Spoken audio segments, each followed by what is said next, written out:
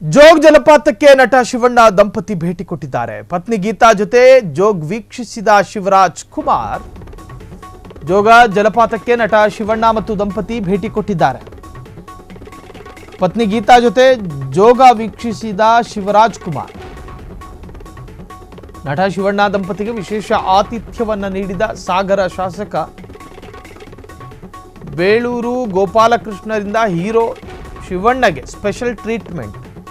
ಜೋಗದ ಪ್ರಕೃತಿ ಸೌಂದರ್ಯಕ್ಕೆ ಮನಸೋತ ಶಿವಣ್ಣ ಮತ್ತು ದಂಪತಿ. ಜೋಗ ಜಲಪಾತಕ್ಕೆ ನಟ ಶಿವಣ್ಣ ಮತ್ತು ಕುಟುಂಬಸ್ಥರು ಭೇಟಿ ಕೊಟ್ಟಿದ್ದಾರೆ. ಹೇಳಿ ಕೇಳಿ ಶಿವಣ್ಣ ಕುಟುಂಬ ಪ್ರಕೃತಿಯನ್ನ ಇಷ್ಟಪಡುವಂತಹ ಒಂದು ಕುಟುಂಬ. ಹಾಗಾಗಿ ಈ ಮುಂಗಾರು ಸಂದರ್ಭದಲ್ಲಿ ಜೋಗ್ ಜಲಪಾತ ನೋಡೋದಕ್ಕೂ ಕೂಡ ತುಂಬ ಅದ್ಭುತವಾಗಿರುತ್ತೆ. ಆ ಪ್ರದೇಶಗಳು ಸುತ್ತಮುತ್ತ ವಿಹಾರ ಮಾಡ್ಕೊಂಡು ಬರೋಣ ಅಂಥೇಳಿ ಕುಟುಂಬದವರು ಹೋದರು. ಇದಕ್ಕೆ MLA ಗೋಪಾಲಕೃಷ್ಣ ಅವರು ಕೂಡ ಅದ್ಭುತ ಆತಿಥ್ಯವನ್ನು ಕೂಡ ನೀಡಿದರು.